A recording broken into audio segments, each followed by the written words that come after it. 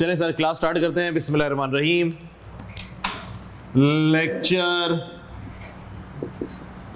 Number 2 Kaif 3 costing. जनाब topic हमारा चल रहा है बेसिक कॉस्टिंग का। हम लोग पढ़ रहे हैं दोस्त मार्च 25 अटेम्प्ट के लिए और इंशाल्लाह इसी टाइम में हम लोग पास करेंगे। और आज तारीख हो गई है दोस्त 19 सितंबर 2024। ऐसा ही है। चले जनाब लास्ट क्लास को हम जरा रिकैप कर लेते हैं। जो हमारी कल क्लास हुई थी हम लोगों ने क्या डिस्कस किया था जनाब? हम लोगों ने डिस्कस किया था कि हमारा सब्जेक्ट है क्या, cost and management accounting. Cost and management accounting के अंदर आपने करना क्या है जनाब? कॉस्ट एंड मैनेजमेंट अकाउंटिंग के अंदर आपने कॉस्ट पर यूनिट कैलकुलेट करनी है कि जनाब एक यूनिट बनाने के लिए कितनी कॉस्ट इंकर्ड हो रही है, और हमें मैनेजमेंट को इंफॉर्मेशन प्रोवाइड करनी है ताकि उनको डिसीजन मेकिंग करने में आसानी हो जाए। ये हमारा रोल है, ये हमारा काम है। ऐसा ही है। फिर हम लोगों ने सिलेबस को डिस्कस किया था। सिलेबस में हमारे पास क्या क्या है, ठीक हो गया। फिर हम लोगों ने डिस्कस किया था जनाब हमने अपने डिपार्टमेंट में, हमने अपने अकाउंट्स डिपार्टमेंट के अंदर 3 डिपार्टमेंट क्रिएट कर दिए थे। एक डिपार्टमेंट कौन सा था मेरे पास? फाइनेंशियल अकाउंटिंग वाला। उसका काम क्या होता है? Recording of transaction. एक चीज को डेबिट करेगा, दूसरी चीज को क्रेडिट करेगा। ऐसा ही है, ऐसा ही है। एक चीज को डेबिट, दूसरी चीज को क्रेडिट, और वो फाइनेंशियल स्टेटमेंट बनाएगा। मैनेजमेंट अकाउंटिंग वाले का काम क्या होता है? मैनेजमेंट अकाउंटिंग वाले का काम होता है मैनेजमेंट को इंफॉर्मेशन प्रोवाइड करना ताकि उनको फैसले करने में आसानी हो जाए। और कॉस्ट अकाउंटिंग वाले का ऑब्जेक्टिव क्या होता है? कॉस्ट पर यूनिट कैलकुलेट करना कि एक यूनिट बनाने पे कितनी कॉस्ट इंकर्ड हो रही है। यूनिट का मतलब जनाब, यूनिट का मतलब बॉस कि हमने अगर एसी बनाए, हमने 200 एसी बना लिए तो कॉस्टिंग की जबान पे क्या बोलेंगे? हमने 200 यूनिट बना लिए। हमने 500 गाड़ियां बना ली इस महीने तो कॉस्टिंग की जबान पे हम लोग क्या बोलेंगे? हम लोगों ने 500 यूनिट बना लिए। ऐसा ही है, ऐसा ही है, ठीक हो गया। फिर हमने डिस्कस किया था जनाब कि हमारे पास कॉस्टिंग कहां अप्लाई होती है। हमारे पास 3 किस्म के बिजनेस कर सकते हैं। एक होता है ट्रेडिंग बिजनेस, जिसमें सिंपल आप लोग खरीदो फरोख्त करते हो, चीजों को खरीदा, उसको प्रॉफिट रख के उसको आगे बेच दिया, यानी कि चीजों को जिस शक्ल में खरीदा उसी शक्ल में उसको आगे बेच दिया। सर्विस प्रोवाइडर क्या होता है जनाब? सर्विस प्रोवाइडर वाला ना कोई चीज खरीदता है ना कोई चीज बेचता है, बल्कि सिर्फ और सिर्फ सर्विसेज प्रोवाइड करता है, जैसे कि आपके हॉस्पिटल है, एजुकेशन इंस्टीट्यूट है, ये सारी चीजें। तीसरा मेरे पास क्या होता है जनाब? मैन्युफैक्चरिंग, गुड्स को खुद बनाता है, तैयार करता है और फिर मार्केट के अंदर सेल करता है। ऐसे कारोबार को हम लोग क्या बोलते हैं जनाब? मैन्युफैक्चरिंग बिजनेस वाला। ऐसा ही है, ऐसा ही है। 100% कॉस्ट अकाउंटिंग कहां अप्लाई होती है? मैन्युफैक्चरिंग बिजनेस के अंदर। बात समझ आ गई भैया? कल हम लोगों ने डिस्कस किया था। और मेरे दोस्तों सर आप लोग एक बात बताइए, कॉस्ट अकाउंटिंग का ऑब्जेक्टिव क्या है? कॉस्ट पर यूनिट कैलकुलेट करना कि एक यूनिट बनाने पर कितनी कॉस्ट इंकर्ड हो रही है। ऐसा हमने बोला जनाब एक बात बताइए, कॉस्ट का मतलब क्या है? कॉस्ट का मतलब है एक्सपेंस। कॉस्ट का मतलब क्या है? एक्सपेंस। हेड्स ऑफ अकाउंट्स कितने होते हैं? 5। आइए के अंदर तुम लोगों ने पढ़ा। कौन कौन से दोस्त मेरे पास? एसेट, लायबिलिटी, इक्विटी कहां चला जाएगा? बैलेंस शीट के अंदर, स्टेटमेंट ऑफ फाइनेंशियल पोजीशन के अंदर 2 चीजें बच गई। कौन कौन सी? रेवेन्यू और एक्सपेंस। कहां जाएगा? इनकम स्टेटमेंट में, बोले तो प्रॉफिट और लॉस अकाउंट के अंदर। कॉस्ट का मतलब एक्सपेंस, एक्सपेंस का मतलब कॉस्ट। मेरे दोस्त इनकम स्टेटमेंट की शक्ल कैसे होती थी जरा बताओगे? इनकम स्टेटमेंट की शक्ल क्या होती थी? सेल्स में लेस करते थे कॉस्ट ऑफ सेल या कॉस्ट ऑफ गुड्स सोल्ड, एक ही बात है। इन दोनों को हम लोग माइनस करते हैं तो मेरे पास क्या जाता था? Gross profit. जी दोस्त फिर हम लोग लेस करते थे एडमिन एक्सपेंस, फिर सेलिंग एंड डिस्ट्रीब्यूशन एक्सपेंस। ऐसा तो मेरे पास क्या जाता था? Profit before interest and tax. फिर हम लोग लेस करते थे इंटरेस्ट, बोले तो फाइनेंशियल चार्जेस। ऐसा ही है। तो मेरे पास क्या जाता था? प्रॉफिट बिफोर टैक्स, और अगर टैक्स नहीं है तो नेट प्रॉफिट। ऐसा ही है, ऐसा ही है। मैंने बोला जनाब कॉस्टिंग का ऑब्जेक्टिव क्या होता है? कॉस्टिंग का मकसद क्या है? पर यूनिट कॉस्ट कैलकुलेट करना कि एक यूनिट बनाने पे कितनी कॉस्ट आ रही है। जनाब कॉस्ट यहां पे कहां का है? कॉस्ट मतलब खर्चा, कॉस्ट मतलब खर्चा। यहां पे कहां का है? 1 2 3 4। तो जनाब मेरे पास कॉस्ट कहां कहां जा रही है, 4 जगहों पे जा रही हैं। बात समझ में आई मैंने क्या बोला? आइए दोस्त, आइए अब हम पढ़ने के लिए जा रहे हैं। हमारे पास एक कॉन्सेप्ट है जिसको हम बोलेंगे कॉस्ट क्लासिफिकेशन। क्या बोलेंगे दोस्त?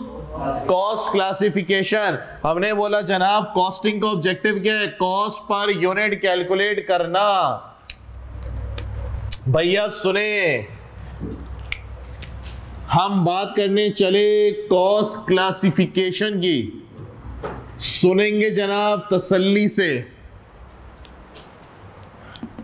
इसको हम लोग क्या बोलेंगे? पहली वाली कॉस्ट को एडमिनिस्ट्रेशन कॉस्ट, एडमिनिस्ट्रेशन कॉस्ट। दूसरी कॉस्ट को हम क्या बोलेंगे? Selling and distribution cost. तीसरी कॉस्ट को हम क्या बोलेंगे? फाइनेंशियल चार्जेस या फिर फाइनेंस कॉस्ट। और आखिरी वाले को हम क्या बोलेंगे? Cost of sales, cost of goods sold या फिर मैन्युफैक्चरिंग कॉस्ट या फिर प्रोडक्शन कॉस्ट।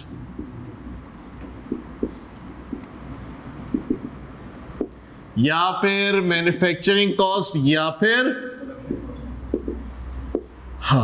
Production cost. सुनेंगे दोस्त। चले मेरे भाई, डैने जी हम लोग कॉस्ट डिस्कस करने जा रहे हैं। भैया कॉस्ट, अच्छा भैया सुनो सुनो सुनो सुनो सुनो दोस्त, पढ़ने का असूल ये है, पढ़ाते हुए कॉपी नहीं। अभी अपन बोर्ड भर देगा, समझा देगा, फिर मैं बैठ जाऊंगा, कुर्सी लगाई हुई है, चाय पीऊंगा, फिर आप लोग कॉपी करना। डन है? अभी हम समझेंगे ताकि टेंशन डाइवर्ट ना हो। फिट है? चले दोस्त सुने भैया, कॉस्ट अकाउंटिंग का ऑब्जेक्टिव क्या है? फिर से कॉस्ट पर यूनिट कैलकुलेट करना। कॉस्ट क्या है मेरे पास? ये लिख दी मैंने 4 कॉस्ट। आओ जी एक एक करके सीखते हैं। दोस्त एडमिन का मतलब क्या होता है? एडमिन का मतलब क्या? डेफिनेशन क्या एडमिन की? Office related cost, office related cost. हमने बोला जनाब आप केएनएस के अंदर एंटर हुए तो आपको एक एडमिन स्टाफ दिखा। एडमिन स्टाफ क्या कर रहा है? हमने बोला जनाब एक दफ्तर बना हुआ है, ऑफिस बना हुआ है, वो आपको बताता है सीए ये है, एसीसी ये, यहाँ पे क्लासेस हो रही हैं, ये सब्जेक्ट है, ये वो अला बला। कैसा काम कर रहा है जनाब? वो एडमिनिस्ट्रेटिव वर्क कर रहा है। एग्री करते हो? थोड़ा अपर स्केल पे चलाते हैं। एक हम कॉर्पोरेट पे चले गए, कंपनीज के अंदर चले गए। जनाब एक डिपार्टमेंट होता है जो कि लोगों को हायरिंग कर रहा होता है, इंटरव्यू कंडक्ट कर रहा है, उनको कॉल कर रहा है, उनकी तनख्वाह प्रोसेस कर रहा है। उस डिपार्टमेंट को हम लोग क्या कहते हैं? HR department. ऐसा ही है। कैसा काम कर रहा है यार?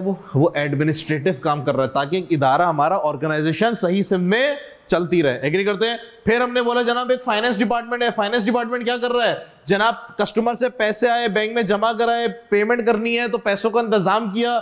ये सारा काम किसका होता है? फाइनेंस डिपार्टमेंट का। एंट्री शेंट्री बनाई, रिपोर्ट शिपोर्ट बनाई, वो चीजों को कैसे संभाल रहा है? एडमिनिस्ट्रेटिव वर्क से संभाल रहा है। तो जनाब उस फाइनेंस डिपार्टमेंट की अपनी तनख्वाह, उसके ऑफिस का किराया, ऑफिस का बिजली का बिल, उसके रूम के अंदर एसी वीसी लगा हुआ है तो उसका डेप्रिसिएशन, ये सारी की सारी कॉस्ट किसके अंदर जाएगी? एडमिनिस्ट्रेटिव कॉस्ट के अंदर। तो एडमिन कॉस्ट की डेफिनेशन क्या हुई दोस्त? एडमिन का मतलब ऑफिस रिलेटेड खर्चे, ऑफिस रिलेटेड जितने भी खर्चे हैं वो सारे के सारे कहां जाएंगे जनाब? एडमिन कॉस्ट के अंदर जाएंगे। फॉर एग्जाम्पल दोस्त कौन कौन से खर्चे ऑफिस रिलेटेड? ऑफिस का रेंट मानते हो? ऑफिस स्टाफ सैलरी मानते? ऑफिस का बिजली का बिल बोले तो? ऑफिस का यूटिलिटी का बिल मानते? ऑफिस में कंप्यूटर लगा हुआ है, एसी लगा हुआ है, ये सारा का सारा क्या है मेरे पास? नॉन करंट एसेट है, इनकी डेप्रिसिएशन। तो मैं बोलूंगा जनाब ऑफिस इक्विपमेंट की डेप्रिसिएशन। अब मेरे दोस्तों मुझे एक बात बताओ, कॉस्टिंग का ऑब्जेक्टिव क्या था? कॉस्ट पर यूनिट कैलकुलेट करना। और कॉस्टिंग कहां अप्लाई होती है? जहां पे मैन्युफैक्चरिंग हो रही है, माल तैयार हो रहा है। क्या यहाँ पे प्रोडक्ट तैयार हो रहा है? फाइनेंस वाला बैठ के क्या माल बना रहा है? एचआर वाला बैठ के क्या प्रोडक्ट माल बना रहा है? यहां पे प्रोडक्शन तो नहीं हो रही। इसका मतलब है ये आपके कॉस्ट अकाउंटिंग की स्कोप से बाहर है।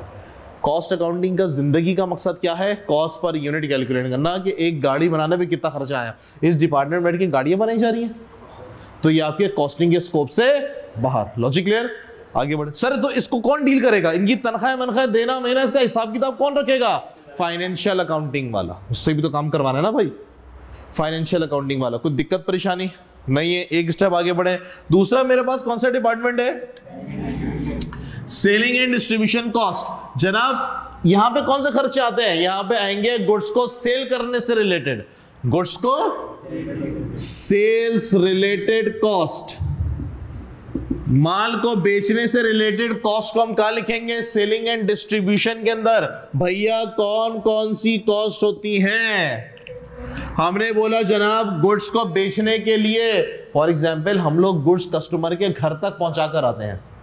कबाबजी वाले हैं, पिज्जा हट वाले हैं, पिज्जा वाले हैं, कस्टमर गुड्स को कस्टमर के घर तक पहुंचा कर आ रहे हैं, तो घर तक पहुंचाने में क्या खर्चा वर्चा नहीं आएगा? जो डिलीवरी बॉय है वो ले जाके गुड्स डिलीवर करेगा, उसकी तनख्वाह।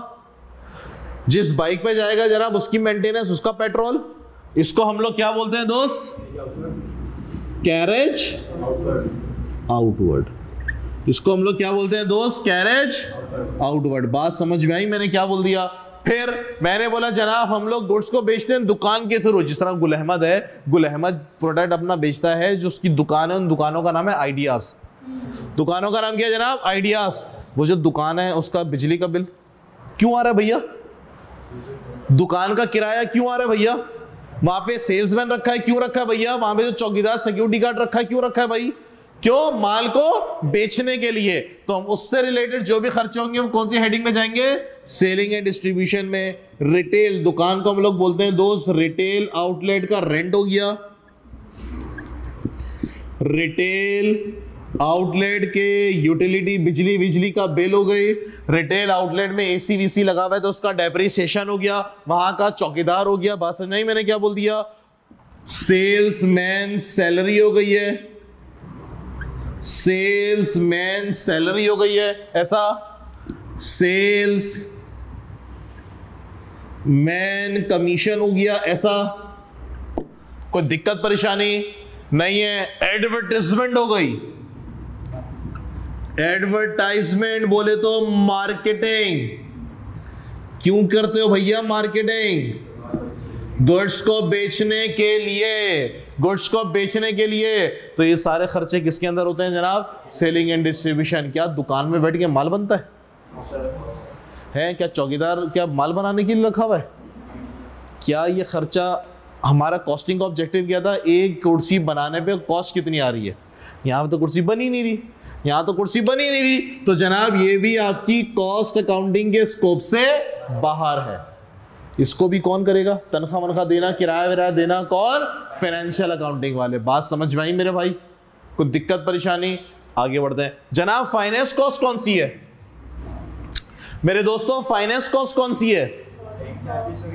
हमने बोला जनाब फाइनेंस, फाइनेंस का मतलब क्या होता है? पैसा, पैसे से रिलेटेड खर्चा। हमने बोला दोस्त देखें हमारे पास ना पैसे नहीं थे, हमने बैंक से लोन ले लिया। बैंक वाला बोलेगा ठीक है हम तो बैठे इसीलिए लोन देने के लिए, लीजिए लोन, काम करिए, पैसे वापस कर देना, साथ साथ इजाफी पैसे भी देना। वो जो इजाफी पैसा होता है वो क्या होता है? सूद होता है, जिसको हम लोग क्या बोलते हैं अकाउंटिंग की जबान में? इंटरेस्ट। तो ये आपकी कॉस्ट है। तो फाइनेंस कॉस्ट के अंदर मेरे पास एक कॉस्ट आ गई दोस्त, कौन सी? इंटरेस्ट कॉस्ट आ गई, इंटरेस्ट कॉस्ट आ गई, फाइनेंस रिलेटेड कॉस्ट। बात मानते हो मेरे दोस्त? फिर हमने बोला जनाब हमारे पास बहुत पैसे थे, हमारे पास बहुत पैसे थे, हमने ले जाके बैंक के अंदर जमा करा दिए। बैंक वाला आपके पैसे संभाल के रखेगा? बिल्कुल रखेगा भैया। बैंक चार्जेस लेगा वो। बैंक चार्जेस के नाम डिफरेंट होते हैं, कभी एटीएम चार्जेस के नाम से काट लेगा, एसएमएस के नाम से काट लेगा, चेकबुक के नाम से काट लेगा और पे ऑर्डर के नाम से काट लेगा। डिफरेंट नाम से वो चार्जेस काटता रहता है। जनाब किस चीज क्या कहलाता है मेरे पास? Bank charges. क्या कहलाता है दोस्त? ये मेरे पास बैंक चार्जेस। अब मुझको एक बात बताओ, क्या यहाँ पे प्रोडक्शन हो रही है? क्या यहाँ पे माल तैयार हो रहा है? तो ये भी आपके कॉस्ट अकाउंटिंग के स्कोप से बाहर है। इसको भी कौन कवर करेगा जनाब? फाइनेंशियल अकाउंटिंग वाला। क्या सबों को बातें समझ में आ रही हैं? पक्का? कोई दिक्कत परेशानी? तो तीन चीजें तो निकल गई आपके स्कोप से। आखिरी क्या चीज है मेरे पास? कॉस्ट ऑफ सेल्स का मतलब कॉस्ट ऑफ सेल का मतलब जो गुड्स मैं सेल करूंगा उसकी कॉस्ट। दवा को मेडिकल स्टोर पे अगर मैंने पैराडोल 100 रुपए की बेची है, खरीदी कितने की थी, वो कॉस्ट 80 रुपए की खरीदी, तो ये मेरे पास क्या है, कॉस्ट ऑफ सेल्स या फिर कॉस्ट ऑफ गुड्स सोल्ड। लेकिन अगर मैन्युफैक्चरिंग वाले हैं तो जनाब वो डायरेक्ट बेचते नहीं है, पहले बनाएंगे फिर बेचेंगे, पहले बनाएंगे फिर बेचेंगे। तो बनाने को हम क्या बोलते हैं, मैन्युफैक्चरिंग कॉस्ट। बनाने को हम क्या बोलते हैं दोस्त, मैन्युफैक्चरिंग कॉस्ट। गुड्स को बनाकर बेचना, गुड्स को बनाने की कॉस्ट को हम क्या बोलते हैं, मैन्युफैक्चरिंग कॉस्ट या फिर प्रोडक्शन कॉस्ट। क्या बात समझ में आ रही है, क्या बात समझ में आ रही है? सुने, मैंने बोला दोस्त फॉर एग्जाम्पल जनाब एक गाड़ी बनानी है, एक गाड़ी बनानी है, सिटी बनानी है, सिविक बनानी है, यारस बनानी है, जनाब कैसे बनेगी? मेरे को क्या क्या चाहिए होगा, मेरे को स्टीयरिंग चाहिए, मेरे को स्टील बॉडी चाहिए, मेरे को टायर चाहिए, मेरे को इंजन चाहिए। ऐसा जिस चीज से प्रोडक्ट बनाया जाएगा उसको हम क्या बोलते हैं, मटेरियल। क्या कहते हैं दोस्त, बोले तो रॉ मटेरियल, एक ही बात है। कपड़ा बनाना है सर, कपड़ा किस चीज से बनाया जाएगा, रुई से। रुई से जिस चीज से प्रोडक्ट बनाया जाता है उसको हम क्या बोलते हैं, रॉ मटेरियल या फिर मटेरियल, एक ही बात है। तो मेरे को प्रोडक्ट बनाने के लिए एक चीज चाहिए, कौन सी चीज चाहिए जनाब, रॉ मटेरियल। मेरे को प्रोडक्ट बनाने के लिए रॉ मटेरियल चाहिए। रॉ मटेरियल लिखूं या फिर मटेरियल लिखूं, एक ही बात है, समझ जाना। डन हो गई बात, पक्का। फिर मैंने बोला जनाब फॉर एग्जांपल टेक्सटाइल है और हमें कपड़े बनाने के लिए क्या चाहिए, कॉटन चाहिए। तो कॉटन आ गई, कॉटन पड़ी है, क्या कपड़ा बन जाएगा? किसकी जरूरत चाहिए, मैं मजदूर चाहिए। दूसरी बड़ी जरूरत कौन सी चीज है जनाब, मजदूर की, लेबर की। लेबर फ्री में काम करेंगे नहीं जनाब, उनको पैसे देने पड़ेंगे। पैसे देने इसका मतलब है कॉस्ट है। मटेरियल क्या फ्री में आएगा, कॉटन क्या फ्री में आएगी? नहीं जनाब, कॉटन खरीदनी पड़ेगी, इसका मतलब है पैसे लगेंगे, कॉस्ट है। लेबर फ्री में काम करेंगे नहीं जनाब, लेबर को पैसे देने पड़ेंगे, एक कॉस्ट है। तो दूसरी चीज मेरे पास कौन सी हो गई है, लेबर की कॉस्ट। गुड्स को बनाने की कॉस्ट की बात हो रही है। जिस चीज से प्रोडक्ट बनाया जाएगा उसको अपन लोग क्या बोलेंगे, मटेरियल। जो प्रोडक्ट बनाएगा उसको हम लोग क्या बोलेंगे, लेबर। रुई भी आ गई, मजदूर भी आ गए, क्या कपड़ा बन जाएगा? क्या चाहिए होंगी, मशीन। मशीन तो एसेट है, कॉस्ट तो नहीं है। मशीन तो बैलेंस शीट वाला आइटम है, स्टेटमेंट ऑफ फाइनेंशियल पोजीशन वाला। हम तो कॉस्ट की बात कर रहे हैं, उसका डेप्रिसिएशन। एग्री। और मशीन खराब हो जाएगी, रिपेयर एंड मेंटेनेंस, बिल्कुल ठीक है। और केमिकल मटेरियल में आ गया जनाब, वो भी मटेरियल है। रिसोर्सेज बोले तो मजदूर, स्पेशल टूल चाहिए, वो भी एसेट होगा। चलो, और इंपेयरमेंट, बड़ी टेक्निकल बात कर दी तुमने, मशीन की इंपेयरमेंट, ठीक है भाई। हाँ, इंजीनियर जो होंगे, मजदूर हो गए, और खर्चे बताओ ना फैक्ट्री के, कारखानों के। बिजली का बिल भाई इतना महंगा, घरों का इतना आ रहा है, तो कंपनी का तो पता नहीं किस लेवल पे जा रहा होगा। बिजली का बिल, गैस का बिल, रेंट, किराया, और इंश्योरेंस। मशीन कहीं जलवल ना जाए, आग ना लग जाए, करोड़ों अरबों रुपए की मशीन होती है, मशीन का इंश्योरेंस। इसका मतलब ढेर सारे खर्चे चाहिए। इसका मतलब जनाब प्रोडक्ट बनाने के लिए मुझे फैक्ट्री का सेटअप लगाना पड़ेगा दोस्त। मुझे प्रोडक्ट बनाने के लिए एक कारखाने का, फैक्ट्री का सेटअप लगाना पड़ेगा। अगर अपनी बिल्डिंग होगी तो उसका डेप्रिसिएशन, वरना किराया, रेंट। बिजली का बिल आएगा, दरवाजे पे चौकीदार को बिठाऊंगा, सफाई वाले को बुलाऊंगा। मशीनें आएंगी तो उसका डेप्रिसिएशन है।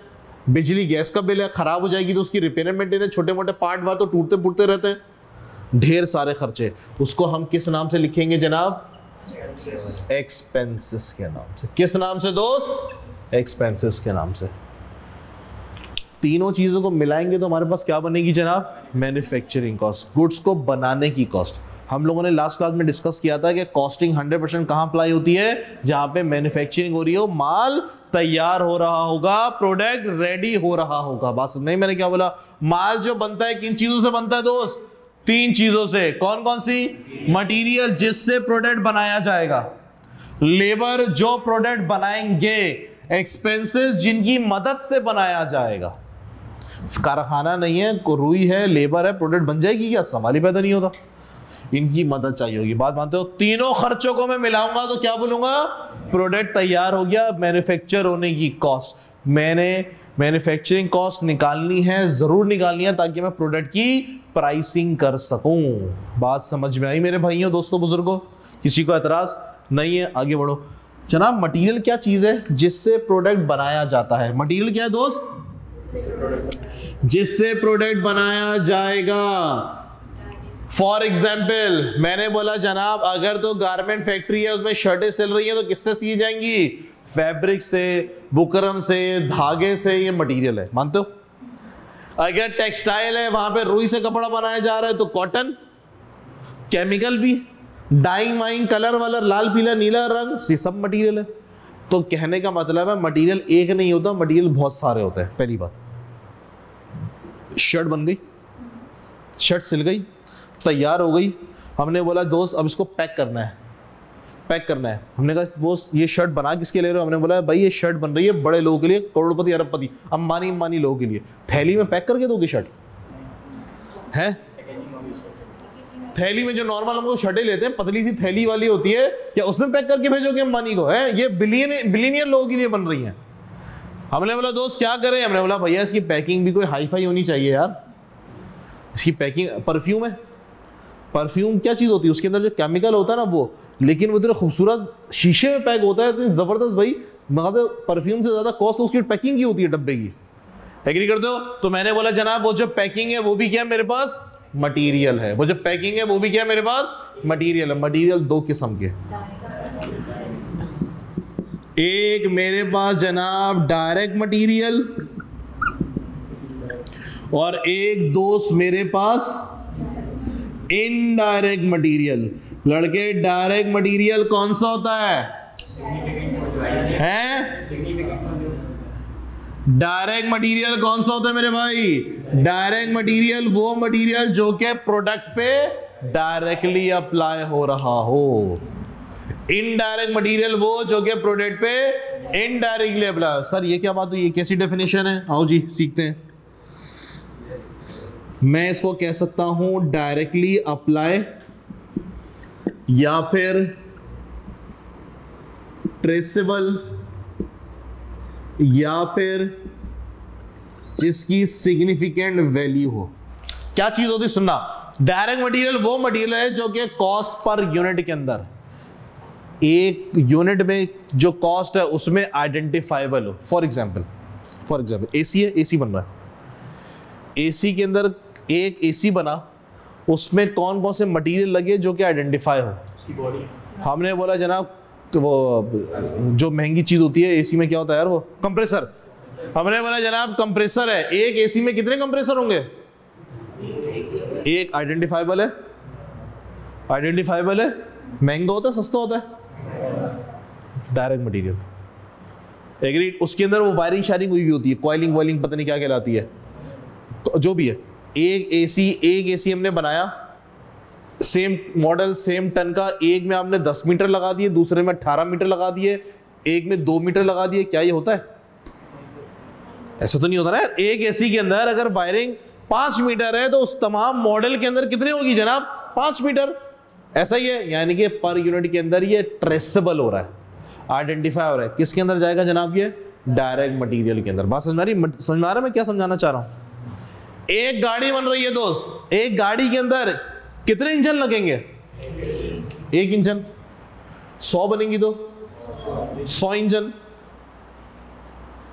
एक कॉस्ट पर यूनिट के अंदर ट्रेस हो रहा है, इंजन ट्रेस हो रहा है। कौन सा मटेरियल जनाब? Direct material. अब सुनना, एक गाड़ी के अंदर 5 टायर, 4 टायर और एक स्पेयर व्हील। कितने टायर दोस्त? 5। 10 गाड़ी में कितने? 50। ट्रेसेबल है, ट्रेसेबल है। एग्री कर दो? अब सुनना, गाड़ी में ना कारपेट बिछता है, कारपेट को चिपकाया जाता है, वो ग्लू सोल्यूशन से। एक गाड़ी में आधी ट्यूब सोल्यूशन की इस्तेमाल हुई, दूसरी गाड़ी के अंदर 75% वो सोल्यूशन इस्तेमाल हुआ। पॉसिबिलिटी है? पॉसिबिलिटी है, बिल्कुल है। डायरेक्ट मटेरियल के इनडायरेक्ट मटेरियल? Indirect material. बात समझ में? अब ट्रेसेबल नहीं रहा ये, और इनसिग्निफिकेंट वैल्यू होती है। Logic clear? एक गाड़ी में स्टीयरिंग कितनी है? एक। 500 गाड़ी बनाई तो कितनी स्टीयरिंग? 500। कौन सा मटेरियल? ट्रेसेबल है। लॉजिक समझ आ रही है मैं क्या समझाना चाह रहा हूं? ट्रेसेबल है, तो ये मेरे पास क्या कहलाता है जनाब, ट्रेसेबल मटेरियल। बोले तो डायरेक्ट मटेरियल। एग्जाम में वो आपसे ये एक्सपेक्ट नहीं करता कि जनाब तुम कारखाने से फैक्ट्री से घूम फिर कर आए हो, इस तरह का सवाल नहीं आता। वो ये नहीं तुमको बोलता कि यार एक शर्ट बन रही है उसके अंदर 5 बटन लगने थे 6 बटन लग गए, ये सवाल नहीं आता एग्जाम में, सवाल नहीं आता। ओके जी, बस आपको ये पता होना चाहिए कि डायरेक्ट मटेरियल क्या होता है, इनडायरेक्ट मटेरियल क्या होता है। ये इंडस्ट्री की नॉलेज है, जाहिर सी बात है आप क्लास वर्क के अंदर हो तो एग्जामिनर आपसे ये एक्सपेक्ट नहीं करता, तो सवाल इस किस्म का आता भी नहीं है। वो सिंपल बोलेगा जनाब डायरेक्ट मटेरियल है, इनडायरेक्ट मटेरियल है, बस। वो कहानियां नहीं लिखेगा, वो ये नहीं लिखेगा कि जनाब टोयोटा की कंपनी है, वहां पे जनाब वो कारपेट यूज हुआ है, स्टीयरिंग यूज हुई है और अपना गियर बॉक्स यूज हुआ है, ट्यूब यूज हुई है, वो ये सब नहीं लिखता। वो सिंपल लिख देता है डायरेक्ट मटेरियल है, डायरेक्ट लेबर है, इनडायरेक्ट मटेरियल है, कहानी खत्म।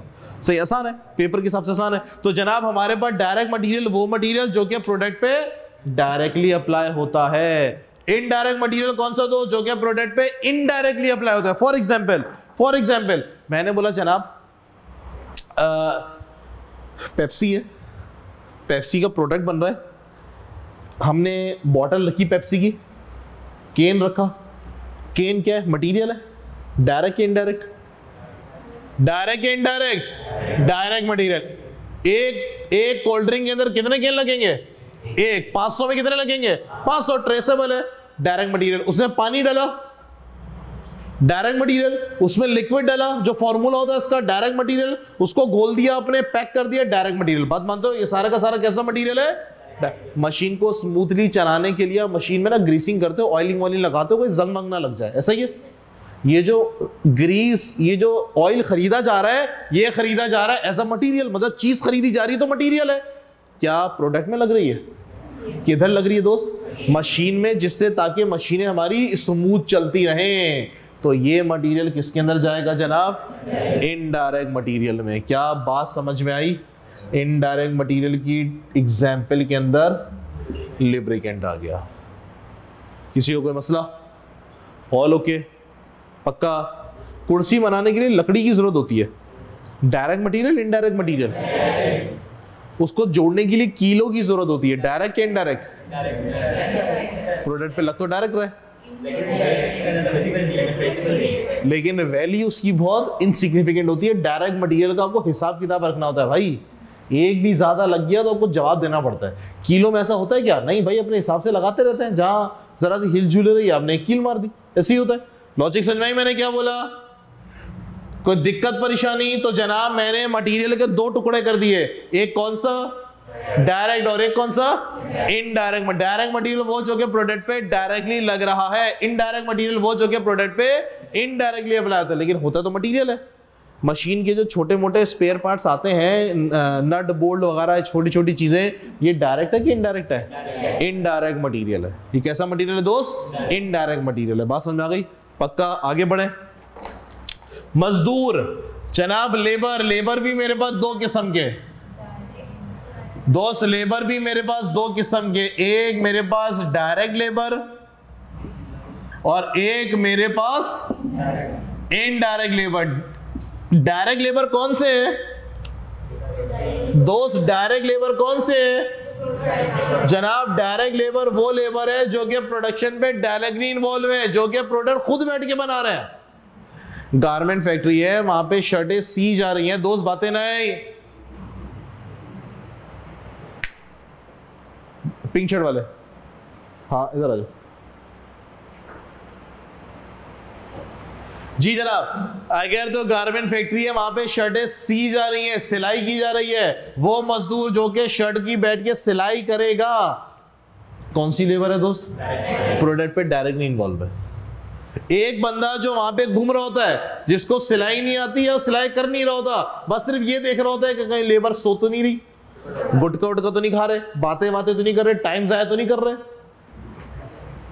उसका काम सिर्फ ये होता है। वो लेबर कौन सी होती है दोस्त, इनडायरेक्ट लेबर। इनडायरेक्ट लेबर के अंदर कौन आया, जो कि प्रोडक्शन पे डायरेक्टली इन्वॉल्व नहीं है लेकिन इनडायरेक्ट, उसके बगैर काम नहीं हो सकता। नहीं सर, अगर वो नहीं काम करेगा अपना तो लोग बातें करते रहेंगे, काम नहीं करेंगे, इसको हम क्या बोलते हैं, सुपरवाइजर। फैक्ट्री का चौकीदार, फैक्ट्री का चौकीदार, फैक्ट्री का मजदूर तो है, मजदूर तो है, क्या प्रोडक्शन में इन्वॉल्व है लेकिन फैक्ट्री का पार्ट तो है, उसके बगैर फैक्ट्री चल सकती है नहीं सर, गेट पे बंदा तो चाहिए, चौकीदार तो चाहिए। सिक्योरिटी गार्ड, बात मानते हो मेरे दोस्त? चाय पिलाने वाला पियोन, जेनिटोरियल स्टाफ, जेनिटोरियल स्टाफ, चाय पिलाने वाला मजदूर तो है, क्या वो कपड़े बड़े सी रहा है? नहीं जनाब, वो अपना काम कर रहा है, क्या उसके बगैर फैक्ट्री चल सकती है? नहीं सर, जरूरत तो हर किसी की है। क्या बोलेंगे अपन इसको? Indirect labour. बात समझ में? मैंने क्या कह दिया? कोई परेशानी, घबराहट नहीं है? Concept clear?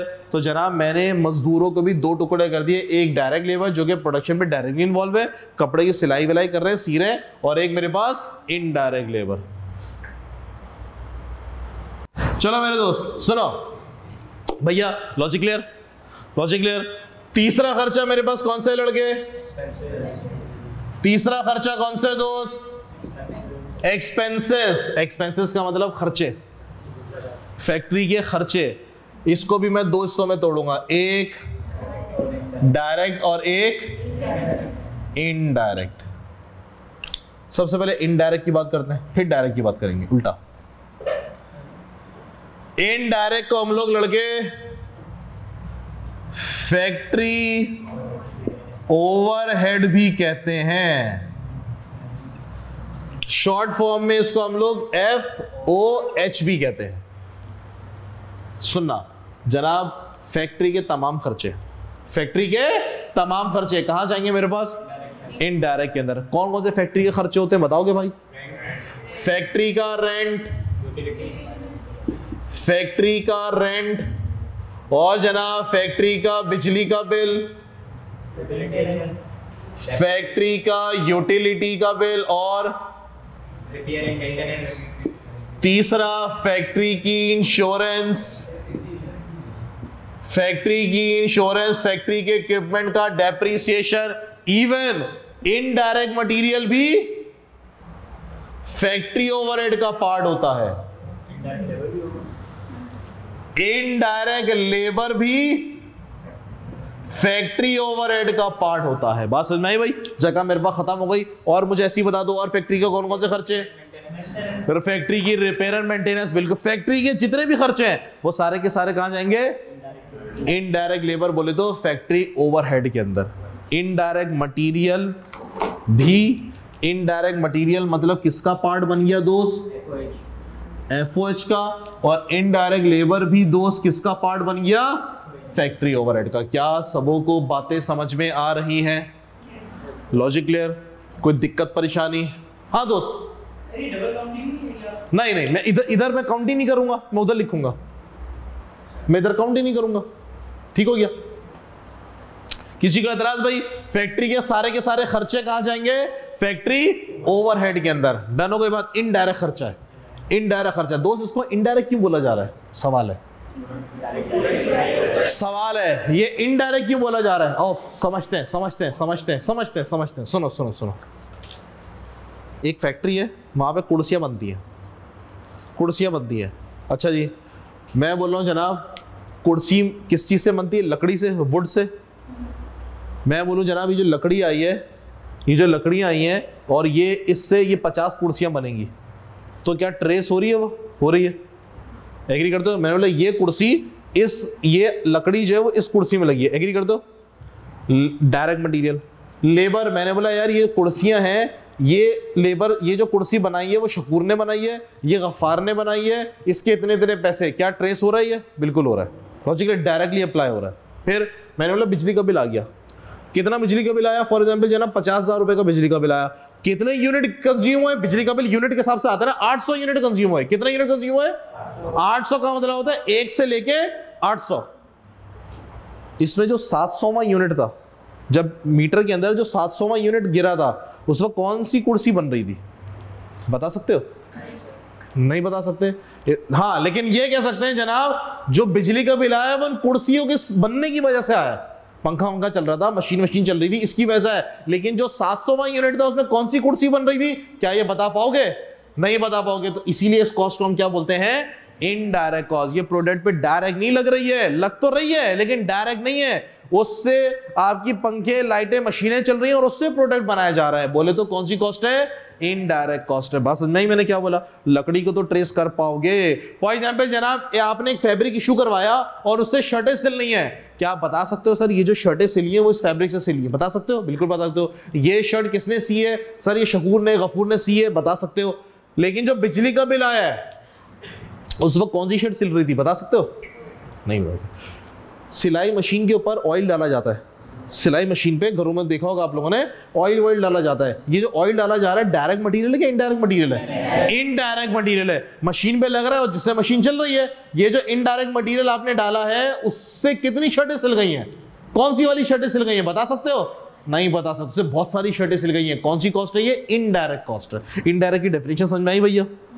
पक्का? Logic clear? Make sense? चले दोस्त, तो जनाब मेरे पास अब एक डेफिनेशन रह गई। कौन सी डेफिनेशन रह गई सर? डायरेक्ट एक्सपेंस की। सुने यार, मेरे पास ना कुछ डायरेक्ट एक्सपेंस ऐसे हैं, मेरे पास कुछ डायरेक्ट एक्सपेंस ऐसे हैं जो कि ना डायरेक्ट मटेरियल है ना डायरेक्ट लेबर है, लेकिन प्रोडक्ट पे लग वो डायरेक्ट रहा है। मस्त एकदम। कुछ डायरेक्ट एक्सपेंस ऐसे हैं जो कि ना डायरेक्ट मटेरियल ना डायरेक्ट लेबर है। फॉर एग्जाम्पल सुनिएगा, हमने बोला जनाब एक प्रिंटिंग हाउस है, किताबें छपती हैं वहां पे। एक प्रिंटिंग हाउस है, वहां पे किताबें छपती हैं। सर जो प्रिंटिंग हाउस है इसकी कॉस्ट बताओ मेरे को। कागज, मटेरियल बताओ, मटेरियल क्या है? कागज, बाइंडर, इंक, शिंक मटेरियल है। मटेरियल हो गया, डायरेक्ट मटेरियल। मशीन के ऊपर जो ग्रीस व्रीस लगेगी वो सारी की सारी क्या है? Indirect material. चलो ये बात हो गई। मजदूर जो बैठेंगे, ट्रे को सेट करेंगे, कागज को प्रॉपर कट रहा होगा वो देखेंगे, लेबर है। एग्री करते हैं? गेट पे चौकीदार को बिठाया होगा, कौन सी लेबर है वो? इनडायरेक्ट लेबर है। ठीक हो गया सर। उसके बाद बिजली का बिल, गैस का बिल, मशीन की मेंटेनेंस, मशीन का डेप्रिसिएशन, ये सारी की सारी कौन सी कॉस्ट है? Factory overhead. बोले तो इनडायरेक्ट कॉस्ट है। हमने बोला ठीक है सर, हमने बोला ठीक है, ये इसकी कॉस्ट है, ये इसकी कॉस्ट है। भैया किताब जो तुम छाप रहे हो तो किताब के अंदर छापोगे क्या? लिखोगे क्या उसके अंदर? कंटेंट क्या होगा? किताब तो तुम छाप लोगे लेकिन उसके अंदर छापोगे क्या? लोग तुम्हारी बाइंडिंग देखने के लिए थोड़ी ना खरीदेंगे, उसके अंदर जो लिखा हुआ होगा उसको पढ़ने के लिए खरीदेंगे। ऐसा? आपने एक राइटर से बात की, आपने बोला यार देखिए आपने किताब लिखी है, हमें पता चला है, हम आपकी किताब को छापेंगे, हम आपकी किताब को छापेंगे, तो आप इजाजत देते हैं? लिखने वाले ने बोला बिल्कुल इजाजत है, लेकिन कुछ हिसाब किताब। मेहनत मेरी है, आप उसमें टैग लगा दोगे कि भाई एबीसी पब्लिशर। लोग एबीसी पब्लिशर के नाम से थोड़ी ना खरीदेंगे, जो मेरी किताब है मेरे नाम की वजह से खरीदेंगे। तो भैया मुझको कितने पैसे दोगे? पैसे तय हो रहे हैं, पैसे तय हो रहे हैं। हमने बोला जनाब एक काम करो, 5 लाख रुपए ले लो, कहानी खत्म। करोड़ों अरबों रुपए छाप दी, वो जो पब्लिशर है वो अरबपति हो गया, और जो लिखने वाला था जिसकी सारी मेहनत थी उसे 5 लाख रुपए लेके साइड पे हो गया। ये तरीका भी सही नहीं है। दूसरा, जो लिखने वाला उसने बोला यार 5 करोड़ रुपए दे दो, एक किताब भी नहीं बिकी, ये तरीका भी सही नहीं है। वो जो पब्लिशर है वो बेचारा गरीब हो जाएगा। क्या करें दोस्त? पर किताब के हिसाब से फिक्स कर लो ना यार। एक किताब बिकेगी 50 रुपए आपके, 100 रुपए आपके, 2 बिकेंगी तो 200, 3 बिकेंगी तो 300। ये मॉडल सही है, ये मॉडल सही है, और यही मॉडल होता है फॉलो, यही मॉडल फॉलो होता है जनाब। जो प्रिंटिंग हाउस वाला है पर किताब 50 रुपए या 100 रुपए जो पब्लिशर को दे रहा है, वो कॉस्ट कहाँ जाएगी?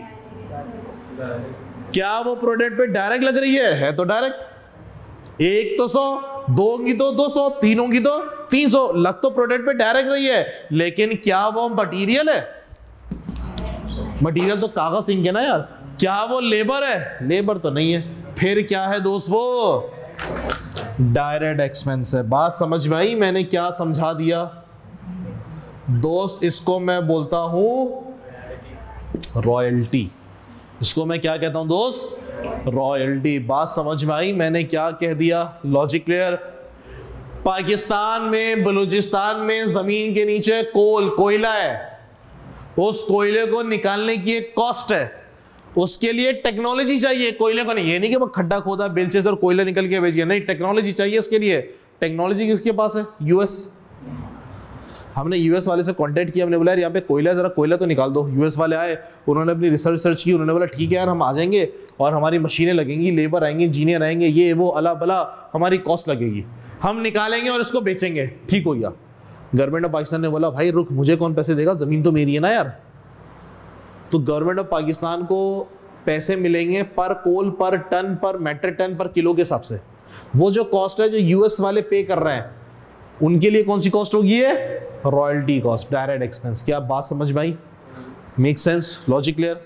कुर्सी बन रही है जनाब, फर्नीचर इंडस्ट्री है, कुर्सी बन रही है। दोस्त बताओ, लकड़ी जिससे कुर्सी बनाई जा रही है कहां जाएगी? कीले, पॉलिश, अबे डायरेक्ट मटेरियल। पॉलिश प्रोडक्ट पे डायरेक्ट लगते हैं ना यार, जरा सी भी क्वांटिटी तुमने ज्यादा कर दी ना, रंग बदल जाता है पॉलिश का। कौन सा मटेरियल दोस्त? Direct material. Make sense? Labour जो बैठ के सी रहे हैं वो किसमें जाएगी? डायरेक्ट लेबर के अंदर। जो चौकीदार चक्कर लगा रहा है, जो सुपरवाइजर है, वो किसमें? बिजली पंखे वंखे के नीचे बैठा हुआ है, बिजली का बिल आएगा। इनडायरेक्ट बोले तो फैक्ट्री ओवरहेड। बात मानते हो? बात मानते हो? मैंने बोला जरा आप हथौड़ी, कीले हथौड़ी से मारेंगी ना यार, हथौड़ी कहां जाएगी दोस्त? है एक हथौड़ी कितनी कुर्सियां बना देती है? एक हथौड़ी कितनी कुर्सी बना देती है? बहुत सारी। एग्री? हमारे जमाने, हमारे घरों में तो बचपन से हथौड़ी पड़ी हुई आज तक चल रही है। ऐसा ही ना भाई? ऐसा ही है, खत्म तो नहीं होती। एग्री? इसका मतलब है सर वो एक स्पेशल वो एक टूल्स है साइड पे आ रही, जिससे लकड़ी काटी जाएगी। कितनी कुर्सियां बना देगी? कितनी कुर्सियां बना देगी आ रही? सवाल है। घिस जाएगी भाई, उसके दांत होते हैं, वो घिस जाती है। एक कुर्सी, दो कुर्सी। इसका मतलब कुछ टूल्स ऐसे हैं, कुछ टूल्स ऐसे हैं जो कि एक दो कुर्सियां बनाते हैं, एक दो प्रोडक्ट बनाते हैं, फिर वो खत्म हो जाते हैं। वो टूल्स कहलाते हैं स्पेशल टूल। क्या कहलाते हैं? Special tool. लॉजिक क्लियर हुई? मैंने बोला आ रही है, वो एक आध कुर्सी बनाती है, खत्म हो जाती है, उसके बाद क्या वो मटीरियल है? क्या वो लेबर है? बल्कि क्या है वो? Direct expense. इसको हम बोलते हैं स्पेशल टूल्स। बात समझाई मैंने क्या कह दिया दोस्तों? Logic clear? तो मैंने आपको मैन्युफैक्चरिंग कॉस्ट सिखा दी। एक प्रोडक्ट को तैयार करने में 4 कॉस्टें लगती हैं। अल्फाज चेंज हो गए मेरे। एक प्रोडक्ट को इस्तेमाल कर बनाने में 4 कॉस्टें लगती हैं दोस्त। कौन कौन सी? कौन कौन सी? प्रोडक्ट को बनाने में एक डायरेक्ट मटेरियल, एक डायरेक्ट लेबर, एक डायरेक्ट एक्सपेंस और एक फैक्ट्री ओवरहेड। इनडायरेक्ट मटेरियल इधर आ गया, इनडायरेक्ट लेबर इधर आ गई। बात समझ में आई मैंने क्या कह दिया दोस्तों? एक यूनिट बनाने के लिए कितनी कॉस्ट लगती हैं? 4। क्या मैं मिटा सकता हूं? करना है? रुक जाता हूं, चलो कॉपी कर लो। एक यूनिट बनाने में कितनी, एक यूनिट, एक प्रोडक्ट बनाने में कितनी कॉस्ट लगती हैं? 4। कौन कौन सी दोस्त? Direct material, direct labour, direct expense और फैक्ट्री ओवरहेड। इनडायरेक्ट मटेरियल कहां गया? Factory over. इनडायरेक्ट लेबर कहां गई? क्या सबों को बातें समझ में आ रही हैं? कोई दिक्कत परेशानी? मुझे 2-3 क्विक आंसर दो फिर कॉपी करना। मुझे 2-3 क्विक आंसर दो फिर कॉपी करना। सुनना सुनना। टेक्सटाइल में रुई कहां जाएगी? Direct material. Direct material. अच्छा, अब लेटेस्ट दौर है, अब हाथ से प्रोडक्ट नहीं बनाया जाता, मशीनें प्रोडक्ट बनाती है। लेकिन मशीन पे ना एक बंदा खड़ा होता है, बटन ऑन की, ऑफ की, ट्रे सेट की, फिर ऑफ किया, ऑन किया। इसको हम कहते हैं मशीन ऑपरेटर। उसकी तनख्वाह कहां जाएगी? डायरेक्ट लेबर में। कहां जाएगी? Direct labour. मशीन बनाना तो क्या हुआ? डायरेक्ट लेबर तो है। एग्रीड? फिर हमने बोला जनाब फैक्ट्री का जो मैनेजर है उसकी तनख्वाह कहां जाएगी? डायरेक्ट, इनडायरेक्ट लेबर में।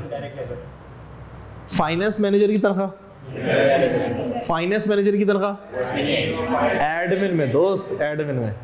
एचआर मैनेजर की एडमिन में। प्रोक्योरमेंट मैनेजर की एडमिन में। बात समझ में आ रही है? सेल्स हेड की तनख्वाह सेलिंग एंड डिस्ट्रीब्यूशन में। लॉजिक क्लियर हो रही है? बिजली बनाने वाली कंपनी है, हपको बिजली बनाती है, के इलेक्ट्रिक बिजली बनाती है और बेचती है, थोड़ी बहुत बनाती भी है। ओके जी, हमने बोला यार बिजली किससे बनाई जाती है? बड़े बड़े जनरेटर होते हैं, उसमें फ्यूल डाला जाता है, डीजल, फर्नेस ऑयल, फ्यूल डाला जाता है, जिससे बिजली बनाई जाती है। फर्नेस ऑयल जिससे बिजली बनाई जा रही है, या डीजल ले लो, पेट्रोल ले लो, जिससे बिजली बनाई जा रही है, वो पेट्रोल कहां जाएगा? डायरेक्ट मटीरियल में। गुल अहमद वाले हैं, इनका काम है, गुल अहमद वाले इनका काम है कपड़ा बनाना, बेचना। ये लोग के इलेक्ट्रिक के असर ही नहीं रहते। इन्होंने अपने प्लांट खुद लगा लिए। इन्होंने बोला हम खुद ही बिजली बना के इस्तेमाल करेंगे। बिजली बनाने के लिए फ्यूल खरीदा, वो फ्यूल कहां जाएगा? अब ये जो मटेरियल खरीद रहे हैं इससे प्रोडक्ट बनेगा? नहीं, ये तो अपने इस्तेमाल के लिए खरीद रहे हैं। अब ये जो फ्यूल की कॉस्ट है दोस्त, ये कहां जाएगी? फैक्ट्री ओवरहेड के अंदर। बात समझ में आई? मटेरियल का मतलब वो चीज जिससे प्रोडक्ट बनाया जाएगा। गुल अहमद वाले अब जो फ्यूल खरीद रहे हैं वो बिजली बना के बेचेंगे नहीं, इस्तेमाल करेंगे। तो जनाब मटेरियल थोड़ी ना हुआ ये, वो कहां जाएगा? मटेरियल तो है मतलब, लेकिन इनडायरेक्ट मटेरियल कहां जाएगा? Factory over. लेकिन के इलेक्ट्रिक वाले बिजली बना के बेचते हैं, वो जो फर्नेस खरीदेंगे, फ्यूल खरीदेंगे, वो कहां जाएगा? डायरेक्ट मटेरियल में। बात समझ में आ रही है मेरे भाइयों? Logic clear? कॉन्सेप्ट है बॉस, कॉन्सेप्ट है, मेक सेंस? Logic clear? पक्का? कॉपी करो जी जनाब। क्या मैं इसको मिटा दूं लड़के? क्या मैं इसको मिटा दूं?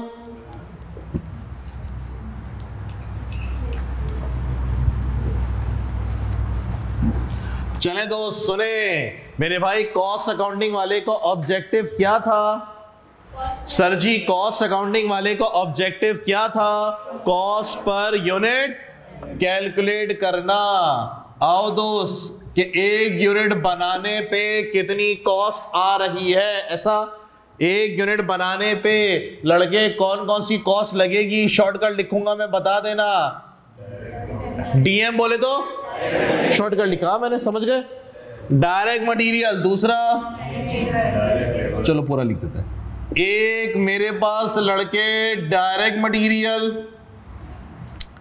एक मेरे पास डायरेक्ट लेबर, एक मेरे पास डायरेक्ट एक्सपेंस और एक मेरे पास फैक्ट्री ओवरहेड। इन सबको मैं मिलाकर बोलेगा तो क्या बोलेगा जनाब? Cost per unit. कि एक यूनिट बनाने पे दोस्त, कॉस्ट पर यूनिट कौन सी वाली? मैन्युफैक्चरिंग वाली। एक यूनिट बनाने पे कितनी कॉस्ट आ रही है दोस्त? इनडायरेक्ट मटेरियल कहां गया? इनडायरेक्ट लेबर कहां गया? तो दोस्त हमारे पास, हमारे स्कोप के अंदर, पूरी कॉस्टिंग के अंदर चार चीजों पे फोकस है। किस पे? Direct material, direct labour, direct expense और फैक्ट्री ओवरहेड। बात समझ में आई? पांचवी कोई चीज नहीं है, पूरे सेशन में ही पढ़ते रहोगे, पेपर भी सीख आएगा, पूरे सेशन में ही पढ़ते रहोगे। बात समझ में आई? पक्का? मस्त है, इसको कॉपी करो फिर आगे बढ़ते हैं। चले मेरे भाइयों आगे बढ़ते हैं दोस्त। एक बेसिक चल रही है जनाब, भैया जी प्रोडक्शन प्रोसेस। जनाब सुनना, माल बनता कैसे है, प्रोडक्ट बनता कैसे है, गाड़ी बनती कैसे है, कुर्सी बनती कैसे है, अलमारी बनती कैसी है? सुने, सबसे पहले जनाब, सबसे पहले हम लोग मटेरियल को परचेस करते हैं दोस्त। सबसे पहले हम लोग क्या करते हैं? मटेरियल परचेस करते हैं। फॉर एग्जांपल अगर तो गारमेंट फैक्ट्री है तो क्या परचेस किया जाएगा? फैब्रिक, धागा, बुकरम, ये सारी चीजें जनाब। ये मटेरियल परचेस करके कहां रखा जाएगा? इसको तुम बोलोगे जनाब गोडाउन, इसको आप बोलेंगे जनाब गोडाउन, या फिर स्टोर, या फिर वेयर हाउस, कुछ भी नाम हो। यहां पे रखा क्या जा रहा है? मटेरियल।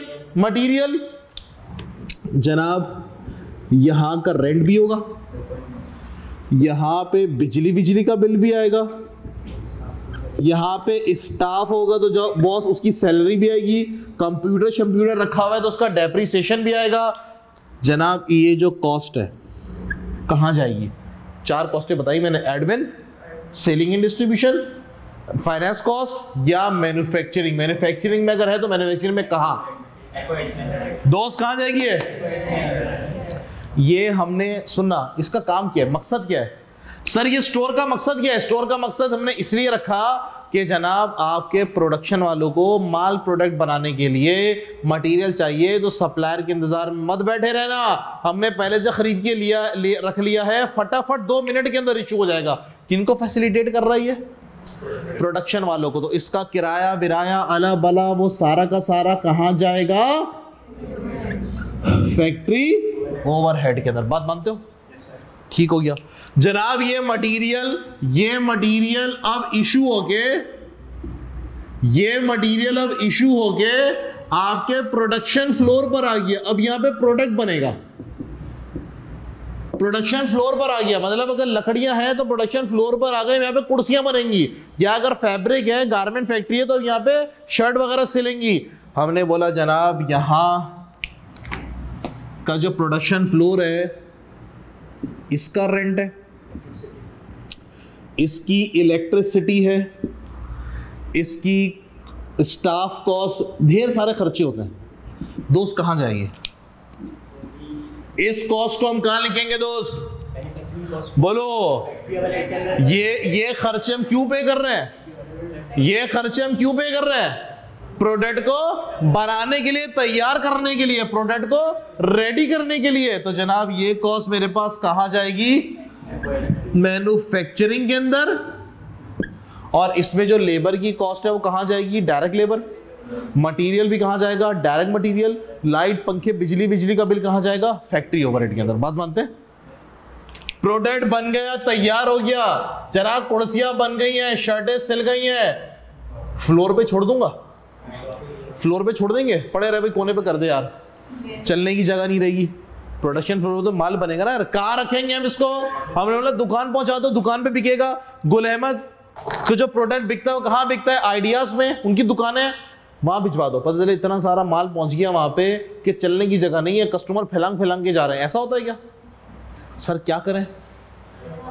एक जगह रख लें बीच में, एक वेयर हाउस रख लें, गोडाउन रख लें, वहां पे माल पहुंचा दें। दुकान वाले से कांटेक्ट में रहिएगा, जैसे ही वो बोले व्हाइट वाली शर्ट खत्म हो रही है, फटाफट 10 पीस इसके लेकर आ जाओ। ऐसे होता है ना काम, ऐसे होता है काम। तो जनाब इसका मतलब तैयार माल आपने कहां पहुंचा दिया?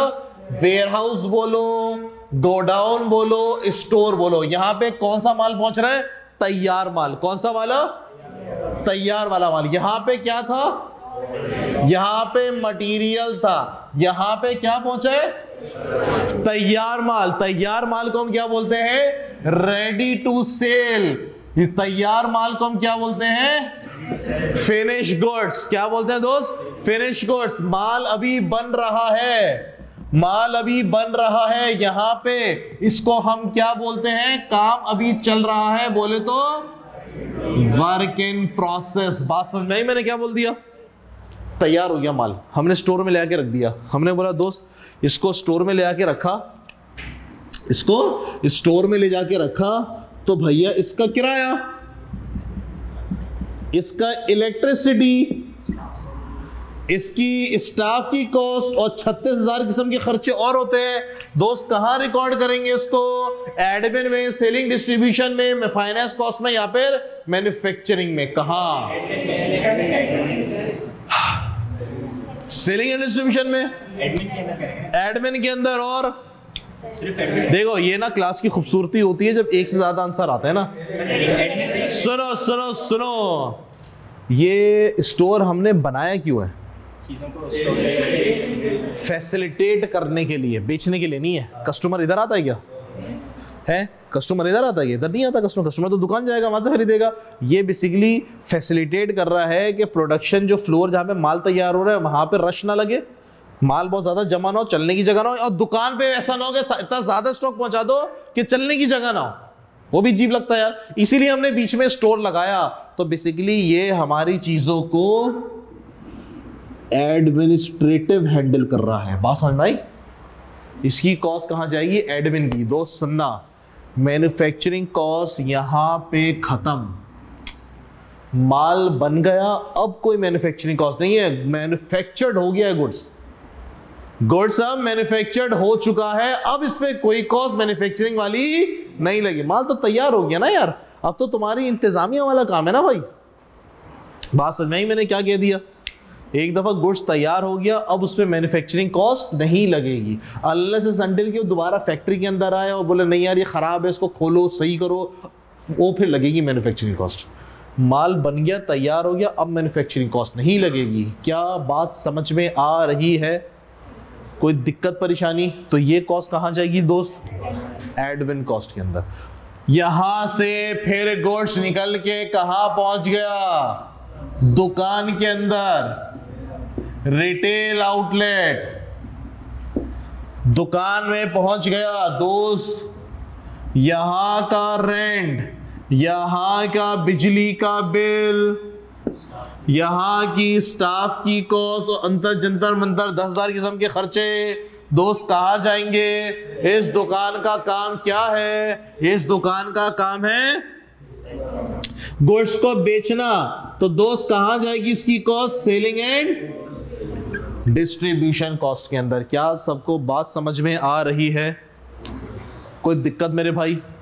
मैन्युफैक्चरिंग कॉस्ट स्टॉप हो जाती है जब माल तैयार हो जाता है, उसके बाद फिर मैन्युफैक्चरिंग कॉस्ट अप्लाई नहीं होती। कोई परेशानी? All okay, all good? Copy करें। चले दोस्त सुने भैया, एक दो टर्मिनोलॉजी डिस्कस करते हैं। हमारे पास एक चीज होती है प्राइम कॉस्ट और एक चीज होती है हमारे पास, वाह भाई काबिल लोग बैठे हैं सारे। हाँ पता है मेरे को भाई, पता है मेरे को। चलो भाई, हमारे पास दो कॉस्ट और है। आपके पास मैन्युफैक्चरिंग कॉस्ट यही है, आपके पास दोस्त मैन्युफैक्चरिंग कॉस्ट यही है, पांचवी कोई नहीं है। इनको दो फर्दर कैटेगराइज किया जा रहा है। एक है मेरे पास प्राइम कॉस्ट और एक है मेरे पास कन्वर्जन कॉस्ट। जनाब प्राइम का मतलब क्या होता है? बेसिक्स। प्राइम का मतलब क्या है लड़के? बेसिक। प्राइमरी सेकेंडरी, स्कूल में पहले प्राइमरी आती है सेकेंडरी आती है? प्राइमरी। प्राइम का मतलब होता है दोस्त बेसिक, यानी कि वो कॉस्ट जिसके बगैर आप प्रोडक्शन का सोच भी नहीं सकते, वो कॉस्ट जिसके बगैर आप प्रोडक्शन कर ही नहीं सकते। अगर आपके पास मटेरियल नहीं है, क्या आप प्रोडक्शन कर पाएंगे? अगर आपके पास रुई नहीं है, कॉटन नहीं है, क्या कपड़ा बना पाएंगे? नहीं जनाब। तो पहली कॉस्ट कौन सी मेरे पास? डायरेक्ट। चलो मटेरियल आ गया, कॉटन का बंदोबस्त कर लिया, मजदूर नहीं है, मजदूर नहीं है, रुई आई भी है, मजदूर नहीं है, क्या प्रोडक्ट बना पाएंगे? नहीं जनाब, मजदूर तो चाहिए आपको। तो दूसरी चीज क्या है मेरे पास? Direct labour. बात समझ में? मैंने क्या बोल दिया? मैंने बोला जनाब मटेरियल कॉटन भी आ गया, रुई भी आ गई, लेकिन आपने जो प्रोडक्ट बनाएंगे उसकी रॉयल्टी पे करनी है। किताबें आपने छापनी है, आपके पास कंटेंट ही नहीं है, क्या छापें? तो भैया किसी राइटर से बात करनी पड़ेगी ना यार, कि यार हम तुम्हारा कंटेंट छापेंगे तो बराए मेहरबानी हमें इजाजत दे दीजिए, आप उसके अगेंस्ट हमसे पर किताब के पैसे ले लिएगा। रॉयल्टी जिसको हम लोग क्या बोलते हैं? Direct expense. तो तीनों कॉस्ट को मिलाकर बोला जाएगा तो क्या बोला जाएगा? Prime cost. फॉर एग्जाम्पल जनाब मटीरियल की कॉस्ट है 1,00,000 रुपए, लेबर की कॉस्ट है 60,000 रुपए, डायरेक्ट एक्सपेंस की कॉस्ट है 40,000। तो जनाब मैं बोलूंगा प्राइम कॉस्ट कितनी? 2 लाख। प्राइम कॉस्ट कितनी दोस्त? 2 लाख। बात समझ में आई मैंने क्या कह दिया? कोई दिक्कत परेशानी? बिल्कुल भी नहीं। All okay, all good, done. ये पता होना चाहिए आपको आगे, क्योंकि टर्मिनोलॉजी आती रहेंगी ऐसी, तो आप लोग को पता होना चाहिए। दूसरी चीज क्या है मेरे पास? Conversion cost. कन्वर्जन कॉस्ट कौन सी होती है? कन्वर्जन का मतलब होता है दोस्त कन्वर्ट। कन्वर्जन का मतलब होता है कन्वर्ट, यानी कि वो कॉस्ट जो आपके मटेरियल को आपके फिनिश गुड्स में कन्वर्ट कर दे, वो कॉस्ट जो कि आपकी रुई को कपड़े में कन्वर्ट कर दे, वो कॉस्ट जो लकड़ी को कुर्सी में कन्वर्ट कर दे, वो कॉस्ट कौन सी कहलाती है मेरे पास? Conversion cost. कौन लोग कन्वर्ट करते हैं भाई? फॉर एग्जांपल जनाब मैंने रुई मंगवा दी, एक मैदान पे, एक ग्राउंड पे मैंने रुई मंगवा दी, कपड़ा बन जाएगा? कपड़ा कन्वर्ट कैसे होगा? रुई कपड़े पे कैसे कन्वर्ट होगी? किसकी मदद से? पहली मदद मुझको चाहिए किसकी? लेबर की। मैंने मजदूर पहुंचा दी, मैंने कॉटन आ गई थी, अब मैंने मजदूर पहुंचा दिया, क्या कपड़ा बन जाएगा? किसकी मदद चाहिए? मशीन की मदद चाहिए। मशीन तो एसिड है, उसका डेप्रिसिएशन, उसका बिजली का बिल। बोले तो मुझे कारखाना लगा के दो, फैक्ट्री का सेटअप लगा के दो, ताकि मैं रुई से कपड़ा बना लूं। वो जो फैक्ट्री की कॉस्ट है उसको हम लोग क्या बोलते हैं? Factory over head. तो दोनों कॉस्ट को मिलाकर बोलेंगे तो हम क्या बोलेंगे? Conversion cost. क्या बोलेंगे दोस्त? Conversion cost. डायरेक्ट लेबर की कॉस्ट है फॉर एग्जांपल 60,000 और मेरे पास फैक्ट्री ओवरहेड की कॉस्ट है फॉर एग्जांपल 50,000। तो दोस्त कितना हो गया कन्वर्जन कॉस्ट? 1,10,000। क्या बात समझ में आ रही है? कोई दिक्कत परेशानी? टर्मिनोलॉजी डिस्कस हो रही है अभी सारी, फिट है? एतराज? चलें दोस्त, आखिरी कॉन्सेप्ट आज का, 7 मिनट है अभी। इन्वेंट्री की बात कर रहे हैं। इन्वेंट्री को वो चीज जिससे प्रोडक्ट बनाया, इन्वेंट्री वो चीज जिसका कारोबार किया जाता है। इन्वेंट्री वो चीज जिसको खरीदा जाएगा बेचने की नियत से, या वो चीज जिसको खरीदा जाएगा प्रोडक्ट बनाकर बेचने की नियत से, ऐसा उसको हम क्या बोलते हैं जनाब? इन्वेंट्री बोलो, गुड्स बोलो, जो भी बोलो। हमने बोला जनाब एक कारोबार होता है आपका ट्रेडिंग वाला, एक कारोबार होता है आपका सर्विस प्रोवाइडर वाला, सर्विस प्रोवाइडर वाला, एक कारोबार होता है आपका, एक कारोबार होता है आपका मैन्युफैक्चरिंग वाला। ट्रेडिंग का मतलब चीजों को खरीदना और बेचना। यहां पे जो स्टॉक होता है वो रेडी टू सेल होता है, बस खरीदो और बेचो, खरीदो और बेचो। इस स्टॉक को हम लोग क्या कहते हैं दोस्त? इस स्टॉक को हम लोग बोलते हैं इन्वेंट्री, या फिर स्टॉक, या फिर मर्चेंडाइज इन्वेंट्री, या फिर मर्चेंडाइज इन्वेंट्री। बात समझ में आई मेरे भाइयों दोस्तों? फिट है? सर्विस प्रोवाइडर वाले ना कोई चीज खरीदते हैं ना कोई चीज बेचते हैं, बोले तो इसमें कोई इन्वेंट्री नहीं होती, इसमें कोई इन्वेंट्री नहीं होती। आखिरी मैन्युफैक्चरिंग वाले क्या करते हैं? गुड्स को खुद बनाकर बेचते हैं। सबसे पहले खरीदते क्या है? रॉ मटेरियल बोलो या मटेरियल बोलो, एक ही बात है। इसको फिर मशीनों में लगाते हैं। फिर कॉटन इन्होंने खरीदी, मशीनों में लगाई, अभी प्रोडक्ट बन रहा है, इसको बन रहा है, इसका मतलब काम अभी चल रहा है, बोले तो वर्क इन प्रोसेस। माल बन गया, तैयार हो गया, बोले तो फिनिश गुड्स। तो हमारे पास मैन्युफैक्चरिंग के अंदर इन्वेंट्री के 3 किस्में होती हैं। एक रॉ मटेरियल, कोरा मटेरियल जिससे प्रोडक्ट बनाया जाएगा, एक अभी वो बन रहा है लेकिन वो रुई की शक्ल में भी नहीं है और कपड़े की शक्ल में भी नहीं है, लेकिन है तो आपकी चीज, फेंक थोड़ी ना देंगे उसको हम क्या बोलेंगे? Work in process. और तीसरी, प्रोडक्ट तैयार हो गया, बिकने के लिए तैयार है, रेडी है, इसको हम लोग क्या बोलते हैं? Finish goods. शॉर्टकट में मैं इसको क्या बोलूंगा? Raw material. इसको मैं क्या बोलूंगा? और इसको मैं क्या बोलूंगा? Finish goods. क्या बात समझ में आ रही है? कोई दिक्कत परेशानी किसी को?